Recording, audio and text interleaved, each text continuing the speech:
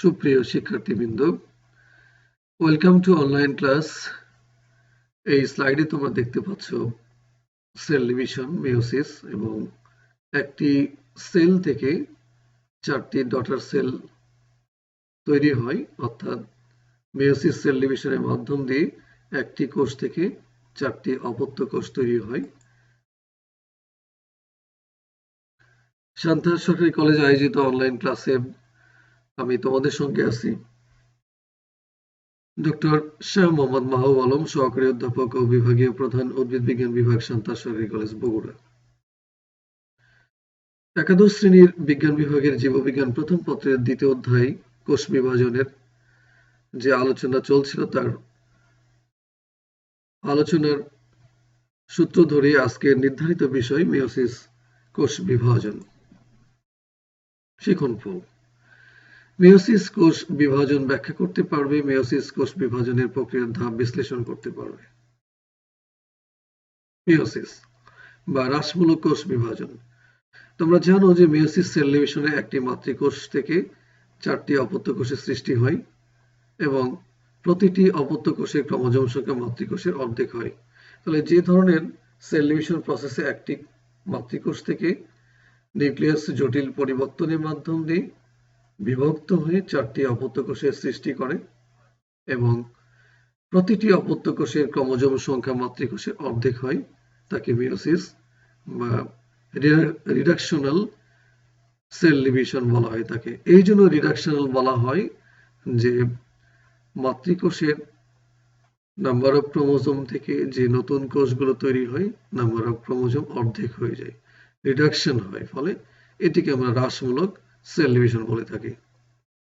মেয়োসিস কোথায় হয়? খুবই গুরুত্বপূর্ণ কোশ্চেন। তোমরা প্রত্যেকেরই ধারণা আছে যে মেয়োসিস সেল ডিভিশনের মাধ্যম দিয়ে আমাদের প্রজননের, অর্থাৎ জীব তার পরবর্তী বংশধরের মধ্যে গ্যামেট সৃষ্টির মাধ্যম দিয়ে নতুন বংশধর তৈরি করতে সক্ষম হয়। তো মেয়োসিস সংঘটিত হয় পরাগধানীর পলেন মাদার সেলে, পিএমসি, শুক্রাশয়ের স্পার্ম মাদার সেলে। তোমাদের এটি খেয়াল করতে হবে, উদ্ভিদের ক্ষেত্রে পরাগধানী এবং প্রাণীর ক্ষেত্রে শুক্রাশয়, এই দুটো জায়গাতে জনন অঙ্গ। সেখানে পিএমসি পোলেন মাদার সেল, এটি ডিপ্লয়েড সেল, এখানে মেয়োসিস হবে, অথবা স্পার্ম মাদার সেল, এই ডিপ্লয়েড সেলেও মেয়োসিস সেল ডিভিশন হবে। এবং ডিম্বাশয়ের ক্ষেত্রে, সেটা উদ্ভিদ হোক বা প্রাণী হোক, এগ মাদার সেল, সেখানে মেয়োসিস সংঘটিত হয়। উচ্চ শ্রেণীর জীবের নিষেকের পূর্বে জনন মাতৃকোষ হতে গ্যামেট সৃষ্টিকালে মেয়োসিস কোষ বিভাজন সংঘটিত হয়। নিম্ন শ্রেণীর জীবে বা হ্যাপ্লয়েড ক্রোমোজোম বিশিষ্ট জীবকোষে বা জীবে নিষেকের পর জাইগোটে মেয়োসিস সংঘটিত হয়। তোমরা দেখবে যে কিছু কিছু শৈবাল বা ছত্রাকের ক্ষেত্রে কিন্তু জাইগোট বা জাইগোটিক সেলের পরে মেয়োসিস সেল ডিভিশন হয়। মেয়োসিস কোষ বিভাজনে নিউক্লিয়াস 2বার এবং ক্রোমোজোম 1বার বিভাজিত হয়। নতুন সৃষ্ট অপত্য কোষে ক্রোমোজোম সংখ্যা মাতৃকোষের অর্ধেকে পরিণত হয়। এটি তোমাদের আমি ডেফিনেশনে বলেছি যে মাতৃকোষের অর্ধেকে নাম্বার অফ ক্রোমোজোম, এটি নতুন বা সৃষ্ট যে অপত্য কোষ সেখানে তৈরি হবে, সেই অপত্য কোষের নাম্বার অফ ক্রোমোজোম অর্ধেক হবে মাতৃকোষের। আবিষ্কার ও নামকরণ। গ্রিক শব্দ নিয়ম, টু লেসন বা হ্রাস করা থেকে মেয়োসিস শব্দের উৎপত্তি ঘটেছে বা উদ্ভব ঘটেছে। জার্মান বিজ্ঞানী অস্কার হার্টউইং 1876 সালে সর্বপ্রথম সিয়ারসিনের ডিম্বকোষে মেয়োসিস বিভাজন পর্যবেক্ষণ করেন। বিজ্ঞানী ওয়েসম্যান 1887 সালে সর্বপ্রথম ক্রোমোজোমের হ্রাসমূলক পদ্ধতির কথা উল্লেখ করেন। স্ট্রাসবার্জিয়ান 1888 সালে পুষ্পক উদ্ভিদের জনন মাতৃকোষে এটি পর্যবেক্ষণ করেন। জে.বি. ফার্মার অ্যান্ড মোর 1905 সালে একে মেয়োসিস নামে আখ্যায়িত করেন। আমরা মেয়োসিস সেল ডিভিশনের প্রক্রিয়ায় চলে যাব। এতক্ষণ আমরা সেল ডিভিশন, মেয়োসিস কি এবং মেয়োসিসের আবিষ্কার নিয়ে এবং তাদের প্রাথমিক যে তথ্য সেটি নিয়ে আলোচনা করলাম। মেয়োসিস কোষ বিভাজন প্রক্রিয়া বলা হচ্ছে কোষ, নিউক্লিয়াস এবং ক্রোমোজোমের বিভক্তির উপর ভিত্তি করে মেয়োসিস প্রক্রিয়াকে দুটি প্রধান ভাগে ভাগ করা হয়, যথা মেয়োসিস 1 এবং মেয়োসিস 2। মেয়োসিস 1 এ ক্রোমোজোম সংখ্যা অর্ধেক হয় বলে একে হ্রাসমূলক বিভাজনও বলা হয়। মেয়োসিস 2 এ ক্রোমোজোম সংখ্যা সমান থাকে, যা মূলত মাইটোটিক বিভাজন প্রক্রিয়া। এই জন্য একে মেয়োসিস 2 কে সমীকরণিক বিভাজনও বলা হতে পারে। মেয়োসিস 1 এই প্রক্রিয়াটি আমরা এখন দেখব। এই পর্যায়ে একটি মাতৃকোষ থেকে দুটি অপত্য কোষ সৃষ্টি হয়, যাদের ক্রোমোজোম সংখ্যা অর্ধেকে হ্রাস পায় এবং সমসংস্থ ক্রোমোজোমের মধ্যে অংশের পারস্পরিক বিনিময় ঘটে। এখন সমসংস্থ বা হোমোলোগাস ক্রোমোজোম, তোমাদের জানতে হবে যে একটি ক্রোমোজোম আসবে পিতার কাছ থেকে, প্যাটার্নাল সোর্স থেকে, এবং অপর একটি ক্রোমোজোম আসবে মাতার কাছ থেকে, সেটি আমরা বলবো ম্যাটার্নাল সোর্স থেকে। তাহলে হোমোলোগাস ক্রোমোজোম একই আকার, আকৃতি এবং জিনের বিন্যাস বিশিষ্ট একটি ক্রোমোজোম যখন পিতার কাছ থেকে আসে, অন্য একটি ক্রোমোজোম মাতার কাছ থেকে আসবে। এই ধরনের ক্রোমোজোম যখন পাশাপাশি অবস্থান করে এবং তারা একে অপরকে আকর্ষণ করে, এই ধরনের ক্রোমোজোমকে আমরা বলবো হোমোলোগাস বা সমসংস্থ ক্রোমোজোম। এবং মেয়োসিস 1 এ এই ক্রোমোজোমগুলোর মধ্যে পারস্পরিক যে ক্রোমাটিডের সেগমেন্টের বিনিময় বা ক্রসিং ওভার এখানে সংঘটিত হবে। মেয়োসিস 1 এই সেল ডিভিশনের পর্যায়টিকে আমরা 5টি বা এখানে 4টি উপপর্যায়ে ভাগ করা হচ্ছে। দেখো যে মেয়োসিস 1 কে প্রোফেজ, মেটাফেজ, অ্যানাফেজ এবং টেলোফেজ, অর্থাৎ মেয়োসিস 1 কে প্রোফেজ 1, মেটাফেজ 1, অ্যানাফেজ 1 এবং টেলোফেজ 1 এই 4টি পর্যায়ে আমরা ভাগ করতে থাকি। প্রোফেজ 1 নিয়ে আমরা আলোচনা করব আজকের। এটি খুবই গুরুত্বপূর্ণ। প্রোফেজ 1টা তোমাদের জানতে হবে। এটি খুবই ইম্পর্টেন্ট এই জন্য যে পরীক্ষায়, তোমাদের তত্ত্বীয় পরীক্ষায় এই অংশটুকু থেকে প্রশ্ন করা হয়ে থাকে। তো দেখো যে প্রোফেজ 1 মেয়োসিস 1 এর সর্বপ্রথম বা প্রথম পর্যায়টি হলো প্রোফেজ 1। এই পর্যায়টি অত্যন্ত দীর্ঘ, জটিল এবং গুরুত্বপূর্ণ। মেয়োসিস 1 পর্যায়কে 5টি উপপর্যায়ে ভাগ করা হয়েছে, যথা লেপ্টোটিন, জাইগোটিন, প্যাকাইটিন, ডিপ্লোটিন এবং ডায়াকাইনেসিস। লেপ্টোটিন গ্রিক শব্দ লেপ্টোস অর্থাৎ চিকন আর টিন হচ্ছে সুতা, এই দুটো শব্দ থেকে লেপ্টোটিন শব্দের উদ্ভব ঘটেছে। এই পর্যায়ে পানি বিয়োজন হতে থাকে, ফলে নিউক্লিয় জালিকাগুলো খুলে নির্দিষ্ট সংখ্যক পানি বিয়োজন হলে হবে কি, ক্রোমোজোমের যে নিউক্লিয়াসের মধ্যে যে জালিকা, আমরা ক্রোমোজোমের ক্ষুদ্র ক্ষুদ্র যে সরু চিকন নেট লাইক জালের মতো সেই অংশগুলোকে নিউক্লিয় জালিকা বলতেছে, সেগুলো খুলে গিয়ে নির্দিষ্ট সংখ্যক ক্রোমোজোম তৈরি হবে। ক্রোমোজোমগুলো অত্যন্ত লম্বা, জট পাকানো, দেহে ক্রোমোমিয়ার নামক ক্ষুদ্র ক্ষুদ্র দানা দেখা যায়। ক্রোমোজোমগুলো আস্তে আস্তে ঘনীভূত হয় এবং সংকুচিত হয়, অর্থাৎ জল বিয়োজনের ফলে ক্রোমোজোমগুলো আস্তে আস্তে ঘনীভূত হবে এবং সংকুচিত হবে। নিউক্লিয়ার মেমব্রেন এবং নিউক্লিয়াস সুস্পষ্ট থাকে। উদ্ভিদ কোষে ক্রোমোজোমগুলি ফুলের তোড়ার মতো সজ্জিত হলে তাকে সাইনেজেসিস, অর্থাৎ আমরা লেপ্টোটিনে দেখব যে ক্রোমোজোমগুলো ফুলের তোড়ার মতো অনেক সময় সজ্জিত থাকে, সেই অবস্থাকে আমরা সাইনেজেসিস বলে থাকব। প্রাণীকোষে ক্রোমোজোমের শেষ প্রান্তদ্বয় অ্যাস্টার রশ্মির দিকে নিউক্লিয় পর্দার সঙ্গে অ্যাটাচমেন্ট প্লেট দ্বারা আবদ্ধ থাকে, ফলে ভিতরের অংশটি অনেকটা ফুলের তোড়ার মতো সাজানো থাকে। এটিকে আমরা বলে থাকবো বুকেট অফ ফ্লাওয়ার, অর্থাৎ ফুলের তোড়ার মতোই মনে হবে প্রাণীকোষের ক্ষেত্রে। তো আমরা দেখি লেপ্টোটিনের এই ছবিতে লেপ্টোটিন উপপর্যায়ের, এটি কোষ প্রাচীর, কোষ ঝিল্লি, ভিতরে কিন্তু সাইটোপ্লাজম এবং কেন্দ্রীয় সেই নিউক্লিয়াসের বিভাজন আমরা দেখতেছি, অর্থাৎ নিউক্লিয়াসের বিভাজনকে আমরা কি বলেছিলাম? ক্যারিওকাইনেসিস। তো দেখো যে ক্রোমোজোমগুলো সেন্ট্রোমিয়ার, লম্বা সুতার মতো। ক্রোমোজোমের গায়ে দানাদার যে বস্তুগুলো দেখা যায় সেটিকে ক্রোমোমিয়ার বলা হয়ে থাকে। এখানে নিউক্লিওলাস এবং নিউক্লিয়ার মেমব্রেন এখানে সুস্পষ্ট দেখা যায়। আর ক্রোমোজোমগুলো যেহেতু জল বিয়োজন করে, ফলে ক্রোমোজোমগুলো সংকুচিত হয় আস্তে আস্তে এবং মোটা খাটো হতে থাকে। এরপরে আমরা জাইগোটিন। জাইগোস অর্থাৎ জাইগোটিন একটা গ্রিক শব্দ, সেখানে জাইগোস বা জোড়া, যার অর্থ, এবং টিন হচ্ছে সুতা। এই দুটি শব্দ থেকে কিন্তু জাইগোটিন উপপর্যায়ের এই নামকরণটি সংঘটিত হয়। হোমোলোগাস বা সমসংস্থ ক্রোমোজোম দুটি একে অপরের প্রতি আকর্ষিত হয়ে পাশাপাশি সমান্তরালভাবে অবস্থান করবে এবং জোড়বদ্ধ হবে। ক্রোমোজোম দুটির জোড়বদ্ধ হওয়ার প্রক্রিয়াকে আমরা সিনাপসিস বলবো। তাহলে এখানে জাইগোটিন উপপর্যায়ে খুবই গুরুত্বপূর্ণ যে হোমোলোগাস ক্রোমোজোমগুলো। হোমোলোগাস ক্রোমোজোম কোনগুলো? যে ক্রোমোজোমগুলোর আকার, অর্থাৎ একজোড়া ক্রোমোজোম, একজোড়া ক্রোমোজোমের প্রত্যেকটা ক্রোমোজোমে অর্থাৎ দুটো ক্রোমোজোমই আকার, আকৃতি এবং জিনের বিন্যাস একই হবে, এবং একটি আসবে প্যাটার্নাল সোর্স থেকে, অন্যটি আসবে ম্যাটার্নাল সোর্স থেকে। এই এক জোড়া ক্রোমোজোমকে আমরা হোমোলোগাস বা সমসংস্থ ক্রোমোজোম বলবো। তাহলে এই ক্রোমোজোম দুটি জাইগোটিন উপপর্যায়ে একে অপরকে আকর্ষণ করবে, পাশাপাশি জোড়া বাঁধবে। এই যে জোড়বদ্ধ হওয়ার প্রক্রিয়াকে আমরা সিনাপসিস বলে থাকবো।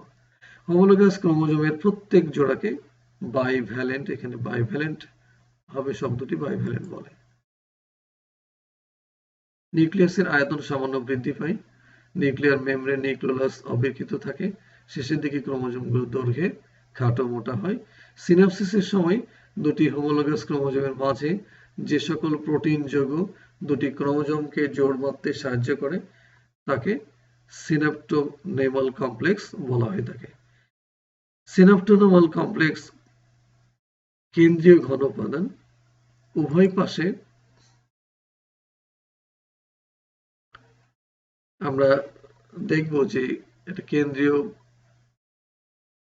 ঘন উপাদান এবং উভয় পাশে থাকবে আমাদের, দেখো যে সিস্টার ক্রোমাটিডের ক্রোমাটিন তন্তু, অর্থাৎ আমরা যদি এটাকে লেফট মনে করি, বাম পাশে এবং ডান পাশে দুই পাশে ক্রোমাটিডের অংশ থাকবে, আর মধ্যবর্তী সংযোগকারী তন্তু থাকবে। আর এই তন্তুর মধ্যেই কিন্তু দেখো রিকম্বিনেশন নডিউল অবস্থান করে। এই কমপ্লেক্সটিকে আমরা বলছি সিনাপ্টোনেমাল কমপ্লেক্স, অর্থাৎ দুটো ক্রোমোজোমের মাঝখানে প্রোটিন নির্মিত এবং তার সঙ্গে কিছু এনজাইমেটিক বস্তুগুলো আছে সেগুলো নিয়েই কিন্তু এই কমপ্লেক্সটি গঠিত হয়। এবং তার সঙ্গে তোমরা খেয়াল করো সিস্টার ক্রোমাটিন এবং এই একটি ক্রোমাটিন এবং পাশে যে ক্রোমাটিনগুলো আছে নন সিস্টার ক্রোমাটিন। আমরা সিস্টার নন সিস্টার কিন্তু তোমাদের জানতে হবে, এটি আমি দেখাচ্ছি কোনটি সিস্টার কোনটি নন সিস্টার। তো এইটি হচ্ছে সিনাপ্টোনেমাল কমপ্লেক্স। দেখো উভয় পাশে ঘন উপাদান থাকবে, মধ্যবর্তী সংযোগকারী তন্তুময় উপাদানে গঠিত। তাহলে সিনাপ্টোনেমাল কমপ্লেক্সে আমরা দুই পাশে থাকবে ক্রোমাটিন, মাঝখানে থাকবে পাশীয় ঘন উপাদান এবং মধ্যবর্তী সংযোগকারী তন্তুময় উপাদান থাকবে সাথে সাথে। পাশীয় উপাদানের দুই পাশে হোমোলোগাস, এখানে হোমোলোগাস হবে, এটি বানানটা ভুল হয়েছে, হোমোময়কার হবে, এখানে হোমোলোগাস ক্রোমোজোম দুটির ক্রোমাটিন থাকে এবং মধ্যবর্তী স্থানে রিকম্বিনেশন নডিউল দেখা যায়। এতে ক্রসিং ওভার নিয়ন্ত্রণকারী এনজাইম এবং উপাদান থাকে। জাইগোটিনের চিত্রটা আমরা খেয়াল করো যে হোমোলোগাস ক্রোমোজোম, এখানে দেখো একটি ক্রোমোজোম কালো বর্ণের, একটি সাদা বর্ণের। আমরা ধরে নিলাম এই কালো বর্ণের ক্রোমোজোমটির উৎপত্তি হচ্ছে পিতার কাছ থেকে, প্যাটার্নাল সোর্স থেকে, এবং অপর একটি ক্রোমোজোম যেটি সাদা বর্ণের সেটি কিন্তু মাতার কাছ থেকে। তো এই আকার আকৃতি এবং জিনের বিন্যাস একই হবে। এই ধরনের ক্রোমোজোমকে আমরা বলেছি হোমোলোগাস ক্রোমোজোম। তাহলে জাইগোটিনে কিন্তু হোমোলোগাস ক্রোমোজোম গুলো সে জোড়া বাঁধবে। এই জোড়া বাঁধার প্রক্রিয়াকে আমরা বলেছি সিনাপসিস, এবং এই যে জোড়া বাঁধলো তাদেরকে আমরা বলেছি বাইভ্যালেন্ট। ক্লিয়ার? তাহলে আমাদের মানুষের ক্ষেত্রে যদি চিন্তা করো, আমাদের নাম্বার অফ ক্রোমোজোম 46, তাহলে বাইভ্যালেন্ট তৈরি হবে আমাদের 23। ক্লিয়ার? হ্যাঁ হ্যাঁ। এখন খেয়াল করো যে এই জাইগোটিনের বেসিক যে কনসেপ্ট সেটা হচ্ছে বাইভ্যালেন্ট তৈরি হবে, সিনাপসিস আমরা বললাম। আর প্রত্যেকটা ক্রোমোজোমের গায়ে কিন্তু দেখো যে ক্রোমোনেমা বা ক্রোমোমিয়ার গুলো দেখা যাচ্ছে, দানাদার বস্তুগুলো এখনো। নিউক্লিয়ার মেমব্রেন এবং নিউক্লিয়াস এখানে সুস্পষ্ট বিদ্যমান। এর পরের ধাপটা আমরা চলে যাই প্যাকাইটিন। প্যাকাইটিন এই গ্রিক শব্দটা, এখানে দুটো গ্রিক শব্দ, প্যাকাইস মানে মোটা বা পুরু, আর টিন হচ্ছে সুতা। অর্থাৎ জাইগোটিন থেকে ক্রোমোজোম গুলো যখন প্যাকাইটিনে আসবে এই উপপর্যায়ে, ক্রোমোজোম গুলো আরো মোটা এবং খাটো তৈরি হবে, অর্থাৎ জল বিয়োজন চলতে থাকে। এই পর্যায়ে এসে জোড়বদ্ধ ক্রোমোজোম গুলো সংকুচিত হয়ে ক্রমে মোটা খাটো হয়। এটি একটি ক্যারেক্টার।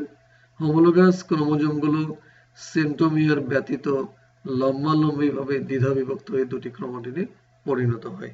এটি খুবই গুরুত্বপূর্ণ যে হোমোলোগাস ক্রোমোজোম গুলো তার নিজের সেন্ট্রোমিয়ার বাদ দিয়ে উপরের বাহু নিচের বাহু বা দুই বাহুটা কিন্তু লম্বালম্বিভাবে দ্বিধাভাবে বা দুইভাবে বিভক্ত হয়ে ক্রোমাটিড তৈরি করবে। অর্থাৎ একটা ক্রোমোজোম থেকে দুটো ক্রোমাটিড তৈরি হবে, এবং প্রতি জোড়া হোমোলোগাস ক্রোমোজোমে 4টি ক্রোমাটিড থাকবে, ফলে এদেরকে আমরা টেট্রাড বলে থাকবো। প্রতিটি বাইভ্যালেন্টে একই ক্রোমোজোমের দুটি ক্রোমাটিডকে সিস্টার ক্রোমাটিড এবং ভিন্ন ক্রোমোজোমের দুটি ক্রোমাটিডকে নন সিস্টার ক্রোমাটিড বলে। খুবই গুরুত্বপূর্ণ তথ্য যে সিস্টার ক্রোমাটিড কোনটা, একটা ক্রোমোজোম তার সেন্ট্রোমিয়ার বাদ দিয়ে যে দুটো বাহু ছিল সেন্ট্রোমিয়ারের উভয় পাশে, দুটো বাহু যদি সমান লম্বালম্বিভাবে বিভক্ত হয়ে যে ক্রোমাটিড তৈরি করেছে সেটি হলো সিস্টার ক্রোমাটিড। আর বাইভ্যালেন্টের যে দুটো ক্রোমোজোম থাকবে, একটি ক্রোমোজোমের একটা ক্রোমাটিড এবং অপর ক্রোমোজোমের অন্য একটি ক্রোমাটিড, এই দুটি ক্রোমাটিড হলো নন সিস্টার ক্রোমাটিড।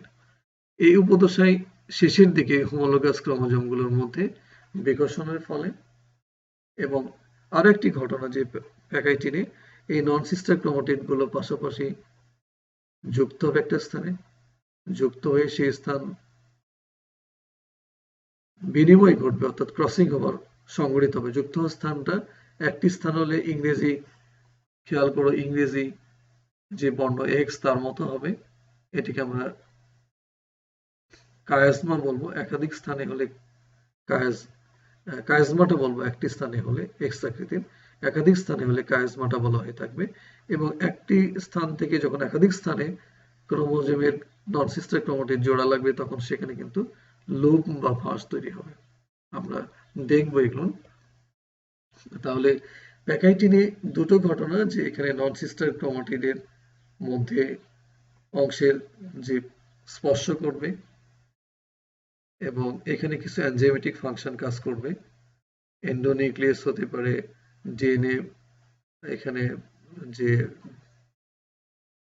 ক্রোমোজোমগুলোর মধ্যে অর্থাৎ সিস্টার নন সিস্টার ক্রোমাটিডের মধ্যে যে অংশের বিনিময় ঘটবে তার জন্য যে প্রসেসটা, তার জন্য সেই প্রসেসের ক্রোমোজোমগুলোর যে নন সিস্টার ক্রোমাটিডের বিনিময় ঘটবে সেখানে এনজাইমেটিক কিছু ফাংশন তৈরি হবে। আমরা দেখতে থাকি তাহলে বুঝতে পারবো যে কিভাবে হয়। দেখো যে নন সিস্টার ক্রোমাটিড গুলো যে স্থানে যুক্ত হবে সেটি হচ্ছে কায়াজমাটা, বহু বচনে, এক বচনে কিন্তু কায়াজমা সেটা হবে। কায়াজমাটা অংশে দুটি নন সিস্টার ক্রোমাটিডের দেহখণ্ডকে বিনিময় ঘটে, এই বিনিময়কে আমরা বলি ক্রসিং ওভার। তো আমরা ক্রসিং ওভারটা দেখো যে প্যাকাইটিনে, তোমরা এই চিত্রে দেখো যে প্রত্যেকটা এই বাইভ্যালেন্টের ক্রোমোজোমের এই সেন্ট্রোমিয়ার এই বাহু অর্ধেক বিভক্ত হয়েছে, তাহলে এটি একটি ক্রোমাটিড, এই একটি ক্রোমাটিড। তাহলে এই সাদা ক্রোমোজোমের যে দুটো ক্রোমাটিড সিস্টার, কালো ক্রোমোজোমের নিজস্ব যে দুটি ক্রোমাটিড সেটা হলো সিস্টার। কিন্তু একটি কালো একটি সাদা যে ক্রোমাটিড দুটো, এটি কিন্তু নন সিস্টার। এই নন সিস্টার ক্রোমাটিড গুলো একটা স্থানে স্পর্শ করে, এটিকে একটা স্থানে যখন স্পর্শ করে ইংরেজি এক্স অক্ষরের মতো হয়, কায়াজমা তৈরি করে। আর যখন একাধিক স্থানে তৈরি হবে এটি, অর্থাৎ নন সিস্টার ক্রোমাটিড যদি অনেক লম্বা হয় তাহলে একাধিক স্থানে কিন্তু কায়াজমা তৈরি হতে পারে, তখন সেটিকে আমরা কায়াজমাটা বলবো এবং লুপ তৈরি হবে, ফাঁস তৈরি হবে। তো এই হচ্ছে তোমার খুবই গুরুত্বপূর্ণ প্যাকাইটিন, যে প্রত্যেকটা ক্রোমোজোমের বাহু বিভক্ত হয়ে ক্রোমাটিড তৈরি করবে এবং প্রত্যেকটা নন সিস্টার ক্রোমাটিড, ভিতরের দিকে নন সিস্টার ক্রোমাটিড একজন আরেকজনের সঙ্গে স্পর্শ করবে, স্পর্শ স্থান গলে যাবে, লাইগেজ যে এনজাইম জোড়া লাগবে, আবার জোড়া লেগে অংশের বিনিময়, এখানে কিন্তু প্রত্যক্ষ করা যাচ্ছে না, কিন্তু অংশের বিনিময়টা শুরু হবে এখানে। তো এই হচ্ছে প্যাকাইটিন। এরপরে ডিপ্লোটিন, গ্রিক শব্দ ডিপ্লোস হচ্ছে দ্বিগুণ আর টিন হচ্ছে মোটা, অর্থাৎ ডবল মোটা হবে ক্রোমোজোমগুলো। এই উপদশায় কায়াজমার প্রান্তীয়করণ ঘটে, সেন্ট্রোমিয়ারের বিকর্ষণ ঘটে এবং লোভ সৃষ্টি হয়। তাহলে এই উপদশাতে যে ঘটনাগুলো ঘটে, কায়াজমা যে তৈরি হলো তার প্রান্তীয়করণ, অর্থাৎ ক্রোমোজোমের বাহু যে আছে সেই বাহুগুলো ক্রোমাটিড ফর্মেশন করছে, নন সিস্টার ক্রোমাটিড যে কায়াজমা তৈরি করছে, তাহলে ক্রোমোজোম দুটোর মধ্যে বিকর্ষণ তৈরি হবে। বিকর্ষণের ফলে সেন্ট্রোমিয়ার বিকর্ষণটা আগে ঘটবে এবং সেন্ট্রোমিয়ার যখন বিকশিত হয়ে দূরে সরে যেতে থাকবে, তখন কায়াজমাটার যে স্থানে ছিল সেই স্থান থেকে কায়াজমাটা আস্তে আস্তে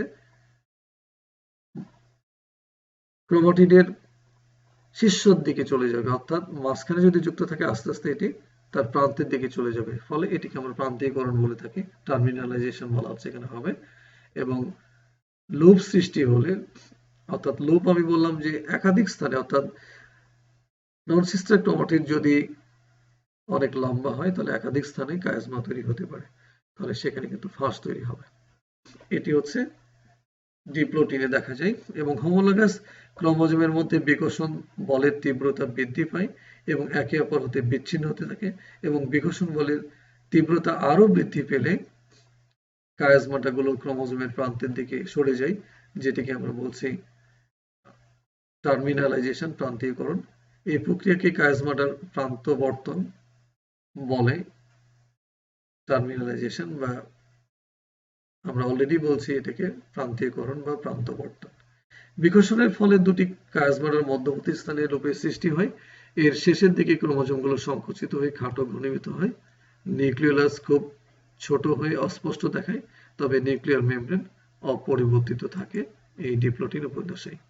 তো তোমরা দেখো যে খুবই সেন্সিটিভ ইস্যু, যে এটি কিন্তু এক্সাক্ট ছবিটা আসেনি, যখন বাইভ্যালেন্টের যে দুটো ক্রোমোজোম সেন্ট্রোমিয়ারের মধ্যে বিকর্ষণ তৈরি হবে, এই যে কায়াজমা তৈরি হয়েছে, এই কায়াজমাটা কিন্তু শেষ ধাপে আসবে, অর্থাৎ নন সিস্টার ক্রোমাটিডের প্রান্তে যুক্ত থাকবে। এখানে সেটা কিন্তু এক্সাক্ট দেখাতে পারেনি তারা, তোমাদের খেয়াল করতে হবে। তাহলে খেয়াল করো, কায়াজমা এখানে একটা, এখানে একটা, আর এই বাইভ্যালেন্টের ক্ষেত্রে একটি দেখানো হয়েছে। লুপ্তপ্রায় নিউক্লিওলাস, কিন্তু নিউক্লিয়ার মেমব্রেন সুস্পষ্টভাবে অবস্থান করছে। ডায়াকাইনেসিস, সর্বশেষ ধাপে চলে এসেছি আমরা মেয়োসিস 1 এর প্রোফেজ 1 থেকে। ডায়াকাইনেসিস, গ্রিক ডায়া হচ্ছে অ্যানাদার সাইড বা অপর পাশে, কাইনেসিস হচ্ছে সমাবেশ। এই উপদশায় নিউক্লিওলাস এবং নিউক্লিয়ার মেমব্রেন বিলুপ্ত হতে থাকে। এখানে প্রান্তীয় গমন সম্পূর্ণ হয়, কায়াজমার সংখ্যা হ্রাস পায়, ক্রোমোজোমগুলোর গায়ে ম্যাট্রিক্স জমা হয় এবং আরো খাটো ও মোটা দেখা যায়। বাইভ্যালেন্টগুলো নিউক্লিয়াসের সর্বত্র বিস্তৃত থাকে। তো আমরা যেটি বললাম, আমরা ডায়াকাইনেসিসে প্রান্তীয়করণ কিন্তু কমপ্লিট দেখানো হয়েছে, এবং পাশাপাশি যে ক্রসিং ওভারের ফলে নন সিস্টার ক্রোমাটিডের বিনিময়, সেটি কিন্তু এখানে দেওয়া হয়েছে। দেখো যে এই সাদা ক্রোমোজোমটির প্রান্তভাগ সাদা হওয়ার কথা, কিন্তু এটি বিনিময়ের ফলে কালো ক্রোমোজোমের সঙ্গে যুক্ত আছে, অর্থাৎ এই সাদা ক্রোমাটিডটির অংশ এইখানে আর কালোটির অংশ এখানে। এই যে ক্রসিং ওভার, ক্রোমাটিডের অংশের বিনিময় হয়েছে এখানে, ফলে ক্রসিং ওভার কিন্তু কমপ্লিট এখানে দেখানো যায়। এই ক্ষেত্রে কিন্তু এটাতে দেখানো হয়নি। এখানেও তাই হবে যে এই সাদার সঙ্গে তার প্রান্তভাগ কালো এবং এই কালোর প্রান্তভাগ সাদা দেখাতে হবে। তো ডায়াকিনেসিসে আমরা দেখব যে ক্রোমোজোমগুলো আরো মোটা খাটো দেখা যাবে এবং অপর পাশে যে অ্যানাদার সাইডে সমাবেশ, অর্থাৎ ক্রসিং ওভারের ফলে যে অংশের বিনিময়, সেটা কিন্তু সুস্পষ্ট এখানে লক্ষ্য করা যায়।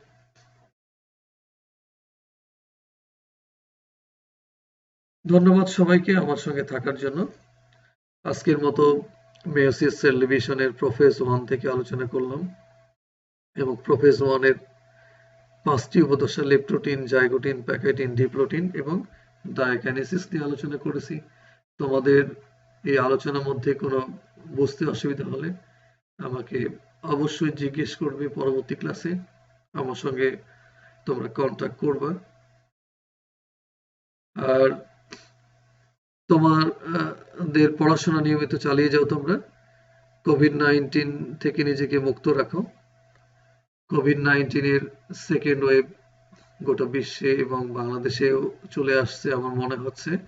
তোমরা বাইরে গেলে অবশ্যই মাস্ক পরিধান করবে, স্বাস্থ্যবিধি মেনে চলবে, হ্যান্ড গ্লোভস পরবে, সামাজিক দূরত্ব বজায় রাখবে এবং বাসায় আসলে বারবার সাবান পানি দিয়ে হাত ধৌত করবে এবং সরকারের স্বাস্থ্যবিধি মেনে পরিবারের বাবা মার সঙ্গে কোভিড-19 বিষয়ে সচেতনভাবে জীবন ধারণ করে চলে থাকবে এবং তোমরা নিয়মিত পড়াশোনা করবা। কিন্তু পড়াশোনার কোনো বিকল্প নেই। আশা করি কোভিড-19 কে মোকাবেলা করে তোমরা নিজেকে সুস্থ রাখো, ভালো থাকো, তোমাদের জীবন সুন্দর হোক, সুস্থ থাকো তোমরা এবং জীবনের যে কাঙ্ক্ষিত লক্ষ্য, সেই লক্ষ্য অর্জনে তোমরা ধাবিত হও, এই প্রত্যাশা করে আমি তোমাদের মধ্য থেকে বা এই সেশন থেকে বিদায় নিচ্ছি। ধন্যবাদ সবাইকে। ভালো থাকো, সুস্থ থাকো।